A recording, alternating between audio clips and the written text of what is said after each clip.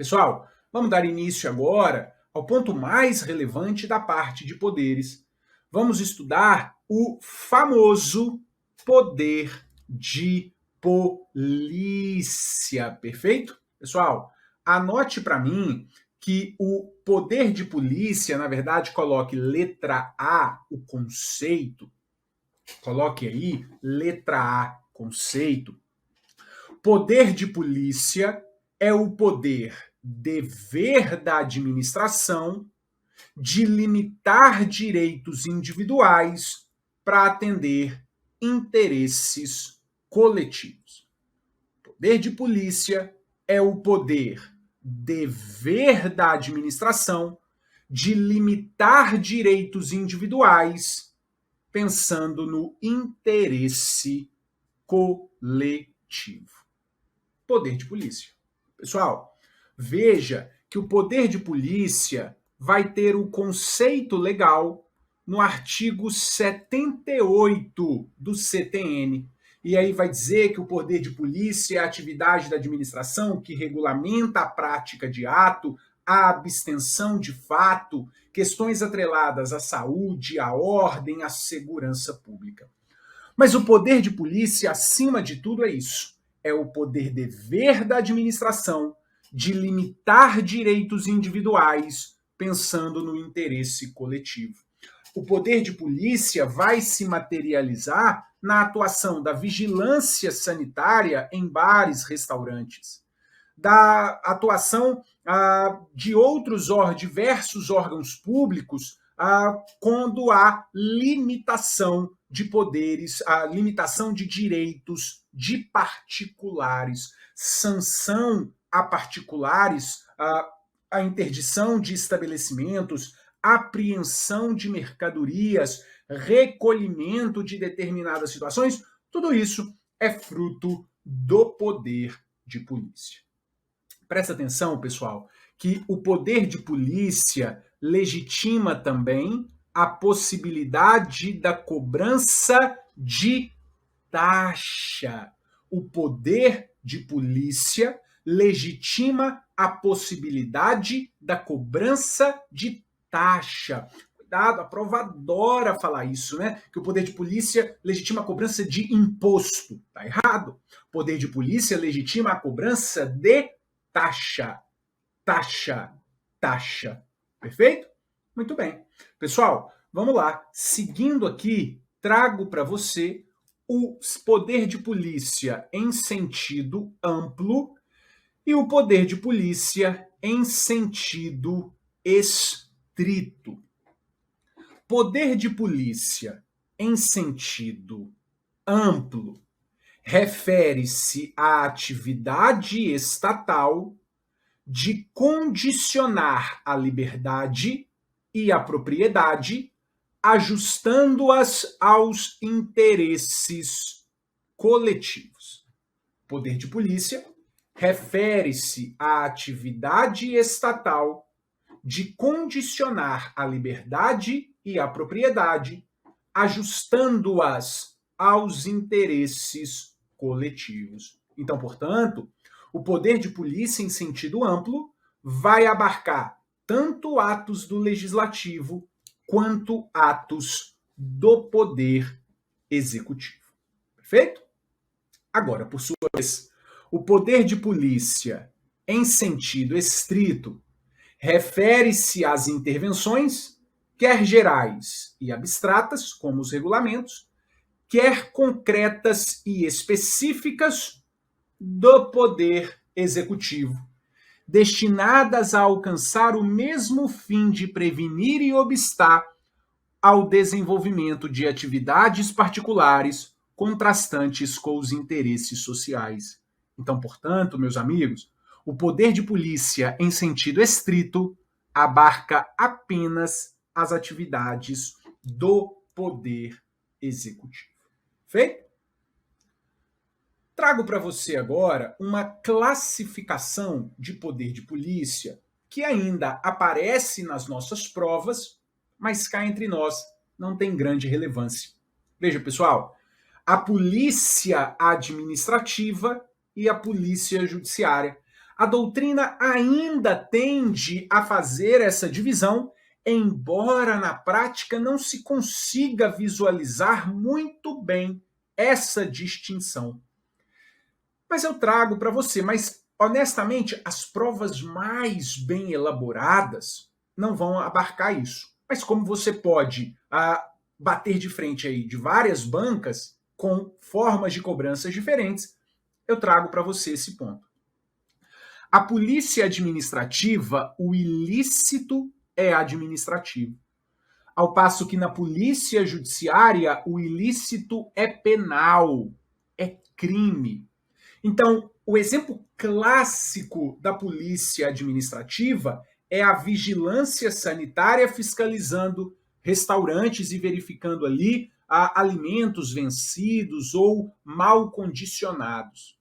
É o desrespeito ao horário de fechamento, música ao vivo em decibéis maiores do permitido na legislação. É esse tipo que a polícia administrativa vai atuar. Já a polícia penal vai atuar no ilícito penal, vai atuar no crime, a polícia judiciária, perdão, vai atuar no crime. É o exemplo clássico de atuação da polícia civil. Veja, pessoal, a polícia administrativa é exercida por vários órgãos. A gente não consegue listar todos que exercem a polícia administrativa. Vários exercem. Vigilância sanitária, defesa civil, Anvisa, TRE, vários órgãos exercem a polícia administrativa. Já a polícia judiciária é exercida por corporações específicas. A polícia civil é um exemplo da polícia judiciária e é exercida pela corporação, são corporações específicas. A polícia administrativa, o objeto, vai recair sobre bens, direitos e atividades, ao passo que a polícia judiciária vai recair sobre o indivíduo, perfeito? A polícia administrativa, em regra, vai ter uma atuação preventiva e, excepcionalmente, exceção, vai ter uma atuação repressiva. Já a polícia judiciária, a regra é a atuação repressiva e exceção é uma atuação preventiva. E, excepcionalmente, vai ter uma atuação preventiva. Pois muito bem, pessoal. Tudo o que eu disse aqui agora é, de certo modo, relevante, cai em prova. Mas nós vamos entrar agora em 2 pontos do poder de polícia, nos próximos 2 pontos, que, sem sombra de dúvida, são os pontos mais relevantes. Nós vamos entrar, primeiro, no estudo das características do poder de polícia e depois vamos falar da decisão do Supremo Tribunal Federal acerca da delegação do poder de polícia. Então vamos lá. Vamos falar primeiro das características do poder de polícia. Observe, pessoal, que o poder de polícia tem características e eu vou te dar uma dica nas características. Eu vou dar a você uma dica das características do poder de polícia. E qual é a dica das características? A dica é a dica. Veja, o poder de polícia é de discricionário, é I e C de imperativo ou coercitivo e é A de autoexecutório, perfeito? Então, o poder de polícia é D de discricionário, é I e C de imperativo ou coercitivo e é A de auto-executório. Vamos lá? O que é o poder de polícia ser discricionário? Ora, pessoal, a discricionariedade é aquela análise de oportunidade e conveniência que o gestor público tem. É a liberdade de atuação dentro das margens previstas em lei. Então, o poder de polícia é discricionário, tem essa análise de oportunidade e conveniência, confere essa liberdade de atuação do gestor. O exemplo clássico de um ato de polícia discricionário é a autorização. Deixa eu melhorar isso aqui. O exemplo clássico é a autorização. Autorização é o exemplo clássico do poder de polícia discricionário. Continuo, pessoal, e veja que o poder de polícia também é imperativo ou coercitivo. E essa imperatividade, essa coercibilidade está relacionada ao fato de o ato de polícia poder ser praticado independentemente de autorização, de concordância do destinatário do ato, do particular. O ato de polícia vai acontecer independentemente de concordância, independentemente de autorização do particular. Veja que a imperatividade, coercibilidade, o exemplo clássico é a aplicação de sanção. É a aplicação de sanção. A imperatividade, inclusive, legitima o uso da força por parte do poder público, claro, de maneira razoável e proporcional. Por fim, nós temos ainda a auto-executoriedade. O ato de polícia é auto-executório. E o ato de polícia ser auto-executório quer dizer que, para ser praticado, o ato de polícia independe de autorização do Poder Judiciário. Independe de autorização do Poder Judiciário. Exemplo clássico também de um ato auto-executório, sanção. A sanção pode também ser um exemplo de a aplicação, né, da sanção é um exemplo clássico de um ato auto-executório. Quando houver medidas de urgência também a serem praticadas, apreensão de mercadorias vencidas, mal condicionadas, exemplo de ato auto-executório. Mas, pessoal, observe que o poder de polícia é discricionário, é imperativo ou coercitivo e é autoexecutório, tudo isso como regra. O poder de polícia é discricionário, imperativo ou coercitivo e autoexecutório como regra. Por quê? Porque, excepcionalmente,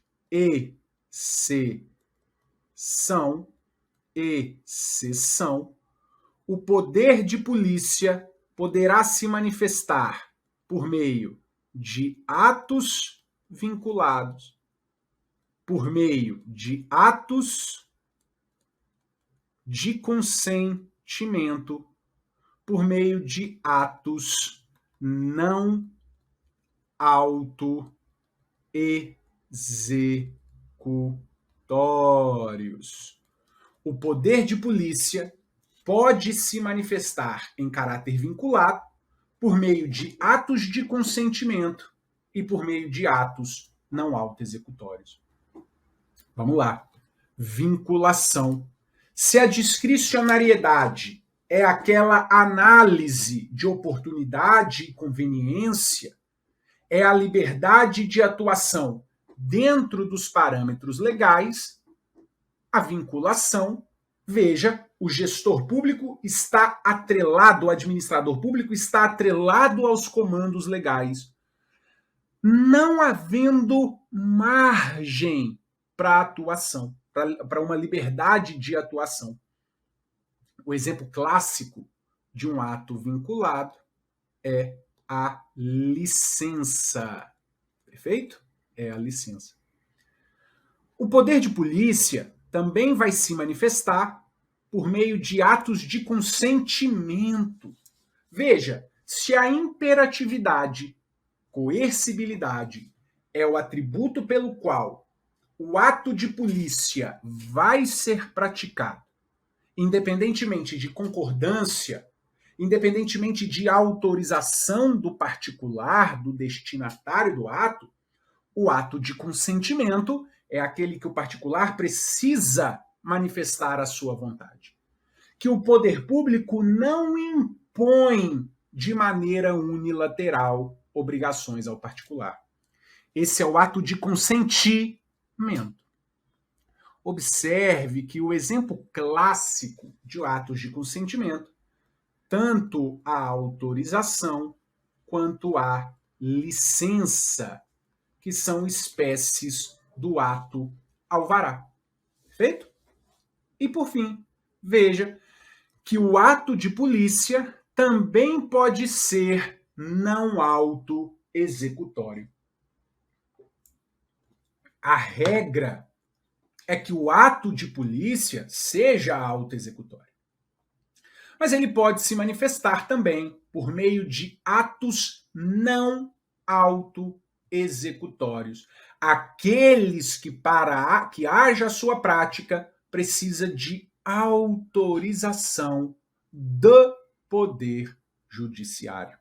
Pessoal, exemplo clássico de atos não auto-executórios, a cobrança de multa. Perfeito? Presta atenção, olha, a cobrança da multa. A aplicação é ato auto-executório. A cobrança não é ato auto-executório. Perfeito? Muito bem. Meus amigos, nós vamos dar início a um dos temas mais relevantes hoje em direito administrativo e, consequentemente, de poderes. Nós vamos falar da decisão do Supremo Tribunal Federal no RE 633782. Vou dar continuidade ao nosso estudo e entrarmos, então, na decisão do Supremo Tribunal Federal no RE 633782. Pessoal, este julgado, ele não é só relevante para a prova objetiva, como para uma prova discursiva e eventual prova oral que você venha a ser submetido. De modo que a tese de repercussão geral é relevantíssima, mas não é suficiente. Aqui nós vamos investir tempo no voto vencedor, porque ele é imprescindível para você. Perfeito? Então vamos lá. A tese de repercussão geral está aqui. De acordo com o Supremo, é constitucional a delegação do poder de polícia, por meio de lei, a pessoa jurídica de direito privado, integrante da administração indireta, de capital social majoritariamente público e que preste exclusivamente serviço público de atuação própria do Estado e em regime não concorrencial.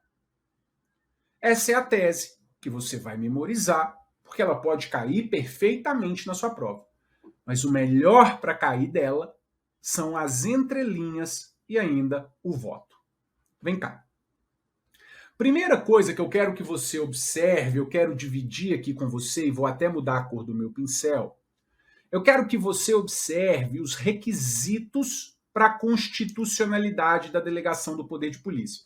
Porque muito se falou com essa decisão do Supremo que o Supremo permitiu a delegação do poder de polícia a particulares. Ponto. Não é bem assim. Veja. Primeiro ponto que você tem que observar: para que seja constitucional a delegação do poder de polícia, tem que ser feito por lei. Agora veja, não basta fazer a delegação por lei. Tem que ser a pessoa jurídica de direito privado integrante da administração indireta, segundo requisito. E aí a gente afasta do poder de polícia particulares que não integram a administração indireta. Pessoas jurídicas de direito privado que não integram a administração indireta. A gente já afasta essas pessoas. Porque para que seja possível a delegação do poder de polícia, tem que ser a pessoa jurídica de direito privado integrante da administração indireta. Mas também não basta. Tem que ter capital social majoritariamente público. Esse é o terceiro requisito. Só que aí eu chamo a atenção para você. Se o Supremo permitiu a delegação do poder de polícia a pessoas jurídicas de direito privado, integrantes da administração indireta, de capital social majoritariamente público, mais ainda vai poder para aquela pessoa jurídica da administração indireta que tenha capital social integralmente público. Mais ainda vai permitir para integralmente público. Porque se o majoritário pode, imagina o integralmente público. Perfeito? E o quarto e último requisito: essas pessoas jurídicas de direito privado, integrantes da administração indireta, com capital social majoritariamente público, têm que prestar exclusivamente serviço público de atuação própria do Estado em regime não concorrencial. Perfeito? Bom, vamos lá e vamos continuar essas entrelinhas. Pessoal, o Supremo permitiu a delegação do poder de polícia, então, para estatal. De modo que o Supremo permite, então, o exercício do poder de polícia para empregado público. O Supremo permite o exercício do poder de polícia para empregado público seletista. Porque antes vigorava o entendimento de que só estatutário poderia exercer o poder de polícia.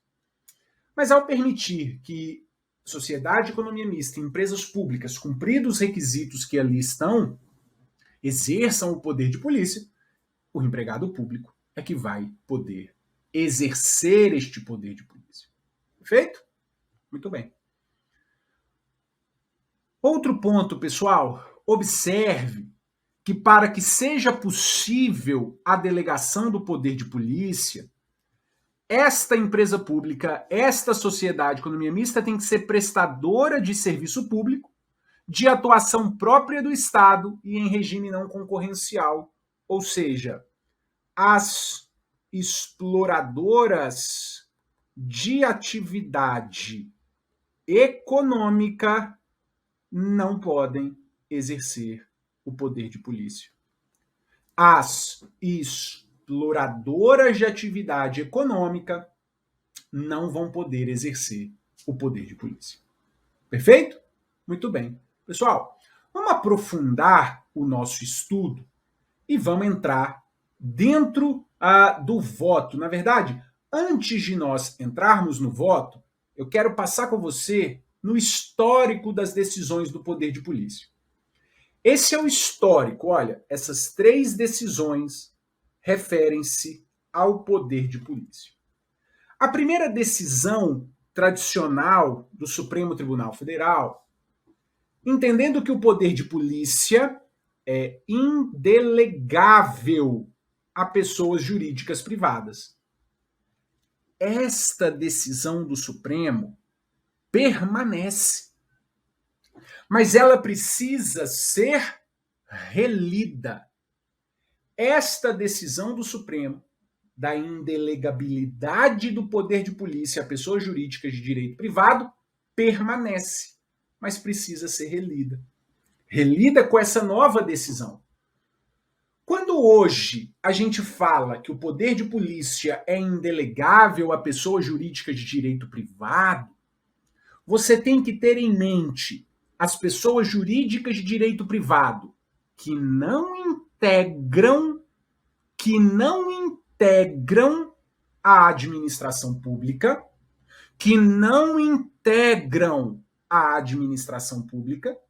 ou que integram, mas não estão cumprindo os requisitos da tese de repercussão geral, ou seja, são exploradoras de atividade econômica e atuam em regime concorrencial.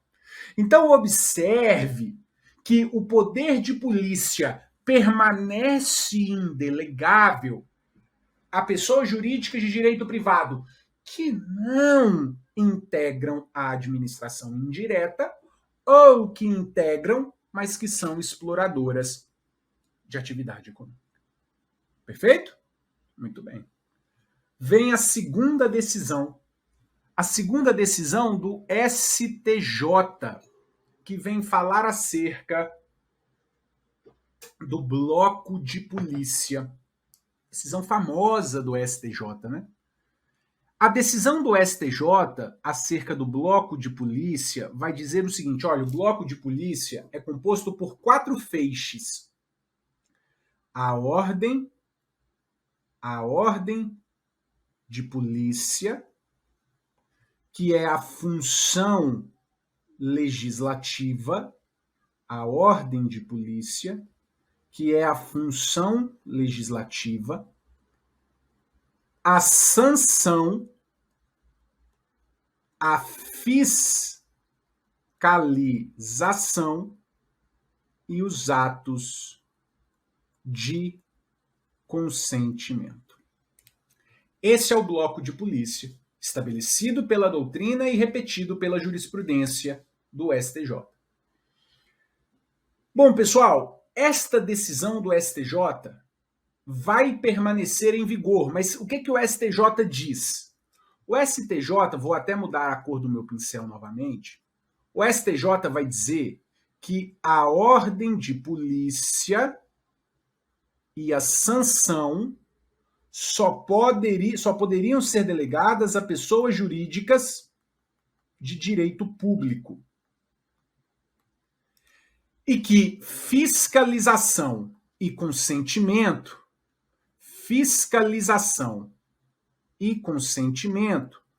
poderiam para as pessoas jurídicas de direito privado. Essa decisão do STJ permanece, só que também precisa ser relida.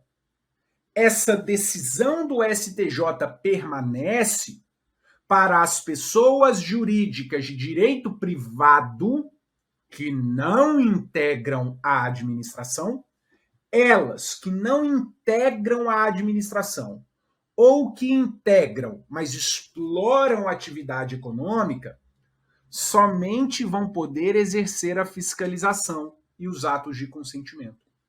Não podendo exercer sanção e ordem de polícia. Perfeito? E aí vem a terceira decisão. Do Supremo Tribunal Federal, que nós já vimos. A constitucionalidade da delegação do poder de polícia, que nós vamos ainda aprofundar a partir de agora. Porque, pessoal, para nós entendermos como o Supremo chegou a essa decisão, a gente precisa passar no histórico das decisões do Supremo Tribunal Federal. É preciso entender as decisões do STF acerca das empresas públicas e das sociedades de economia mista. A gente precisa passar nessas decisões. E aí o primeiro ponto que o Supremo traz é a Constituição, que estabelece um regime de direito privado parcialmente derrogado por normas de direito público para as estatais, os termos do artigo 173 da Constituição. Então, o Supremo, a doutrina, fala que as estatais são regidas pelo direito privado, parcialmente derrogadas por normas de direito público. E aí, antes de nós lermos o outro ponto que tem ali, eu já quero que você tenha isso na sua cabeça. Toda estatal tem normas de direito privado, parcialmente derrogadas por normas de direito público. O que o Supremo faz é para essas estatais, prestadoras de serviço público, de atuação própria do Estado em regime não concorrencial, o que o Supremo faz é dar a elas cada vez mais normas de direito público. É incidir a elas cada vez mais normas de direito público. É cada vez mais aproximar essas estatais das autarquias, das pessoas jurídicas de direito público. E cada vez mais, com as exploradoras de atividade econômica, afastá-las das normas de direito público.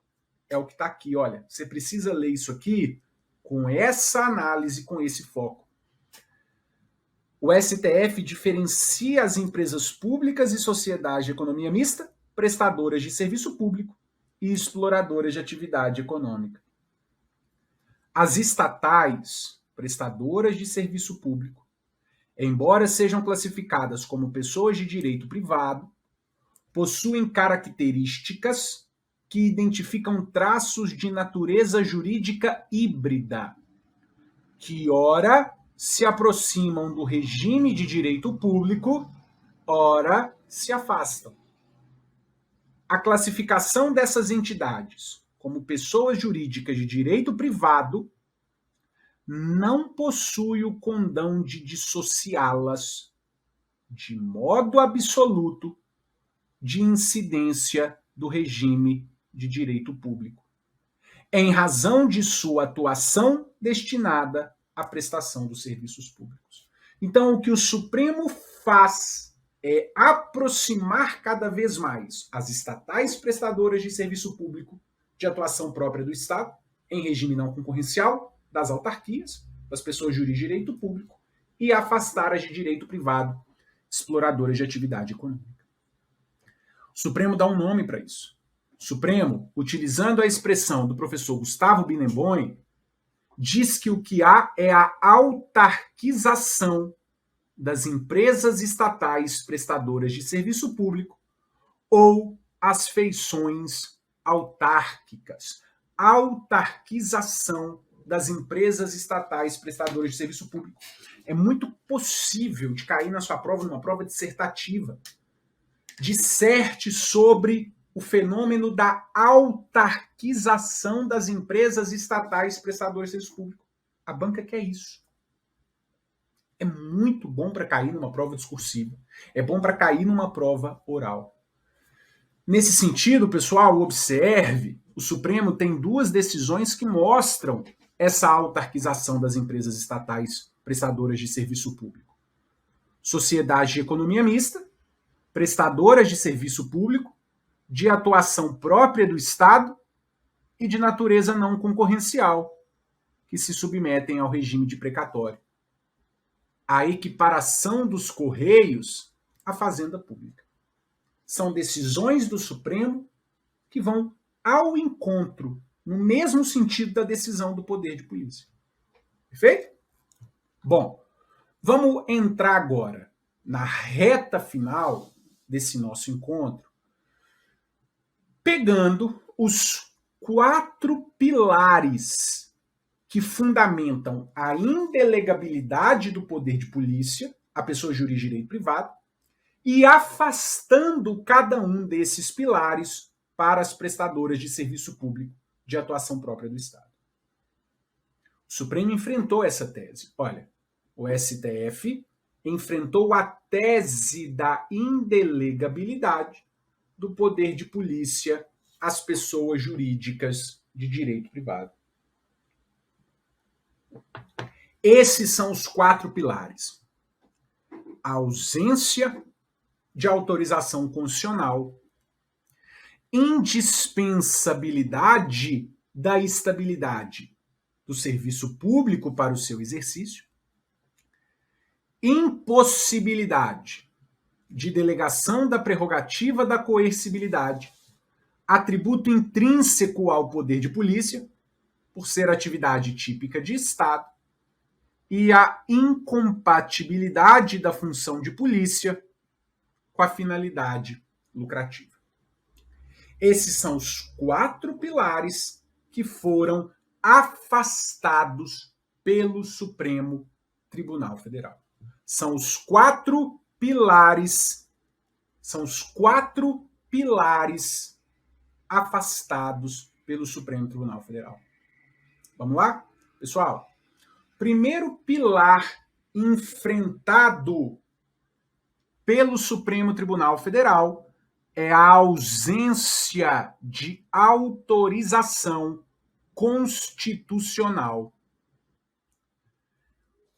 O Supremo afasta esse argumento, dizendo que não se sustenta a lógica da indelegabilidade por ausência de permissivo constitucional. É que o regime jurídico híbrido das estatais prestadoras de serviço público em regime de monopólio é plenamente compatível com a delegação, nos mesmos termos em que se admite a constitucionalidade do exercício delegado de atividade de polícia por entidades de regime jurídico de direito público. Ou seja, o que o Supremo está dizendo é: não há que se falar em ausência de autorização constitucional. Porque há autorização constitucional para as estatais prestadoras de serviço público de atuação própria do Estado em regime não concorrencial. Há autorização nos mesmos moldes das pessoas jurídicas de direito público. De acordo com o Supremo, tem-se como possível o exercício de uma função de Estado, poder de polícia, por uma pessoa jurídica integrante da administração indireta prestadora de serviço público. Então, pessoal, não há que se falar em ausência de autorização constitucional. Há autorização constitucional.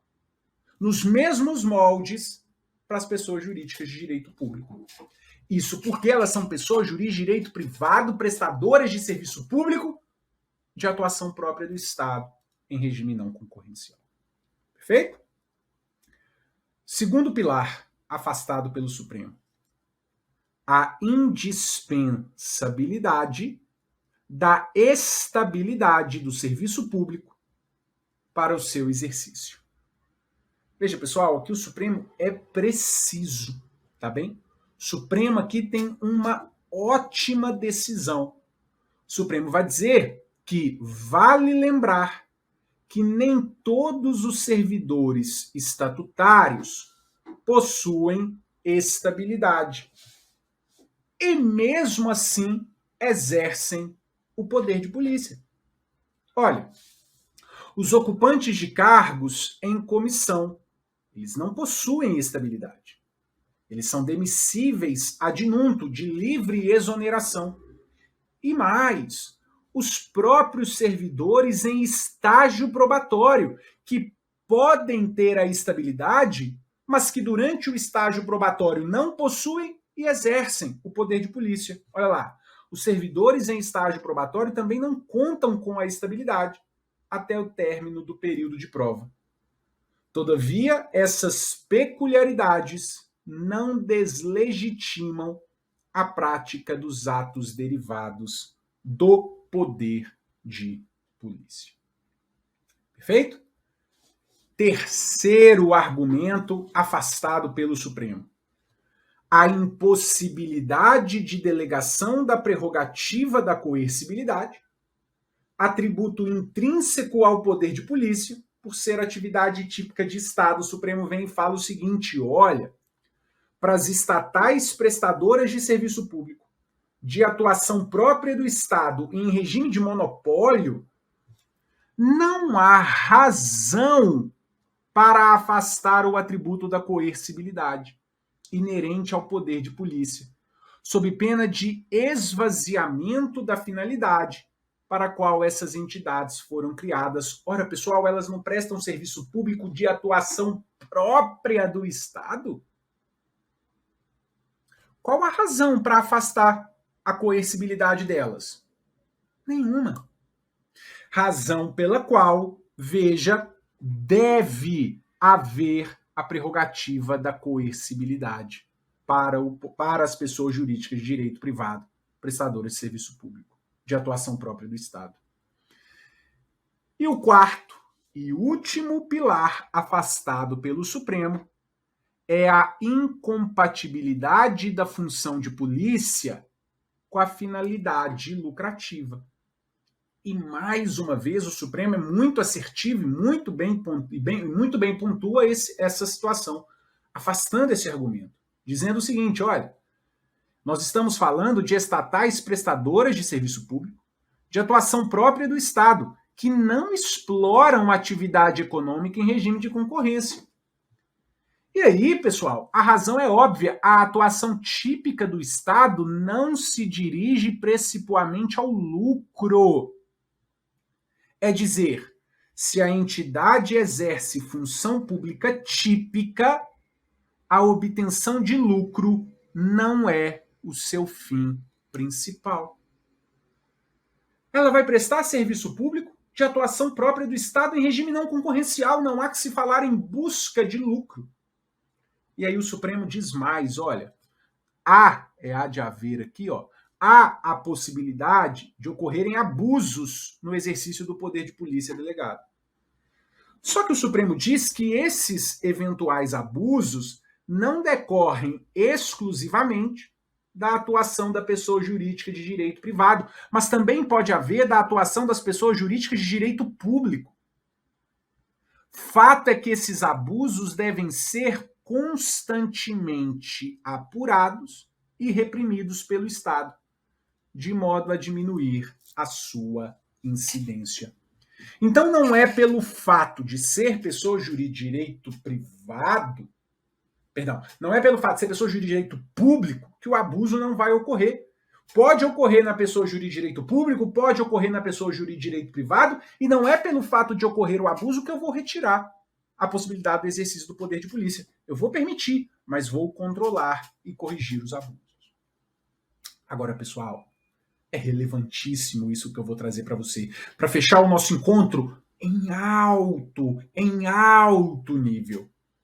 O Supremo diz que a única fase do ciclo de polícia, que por sua natureza é absolutamente indelegável, é a ordem de polícia, ou seja, a função legislativa. Então, daquela decisão do STJ, que ato de polícia, que ordem de polícia, a função legislativa, sanção, fiscalização e atos de consentimento, que ele divide 2 para particulares e 2 para apenas para pessoas jurídicas de direito público, essa decisão é relida no seguinte sentido: para pessoas jurídicas de direito privado, integrantes da administração indireta, capital social majoritariamente público, que preste serviço público de atuação própria do Estado, além da fiscalização, além dos atos de consentimento, eu posso delegar a sanção. Mas em hipótese alguma, eu posso delegar a ordem de polícia. Em hipótese alguma, eu posso delegar a função legislativa. Por sua natureza, ela é absolutamente indelegável. Pode-se delegar apenas os atos de consentimento, a fiscalização e a aplicação de sanção. Então, o que na verdade o Supremo fez foi permitir a delegação da sanção de polícia para esses particulares. Perfeito, meus amigos? Então, muito bem. Eu encerro com você esse nosso encontro. Na nossa próxima aula, nós vamos dar início à temática de agentes públicos. Perfeito? Grande abraço.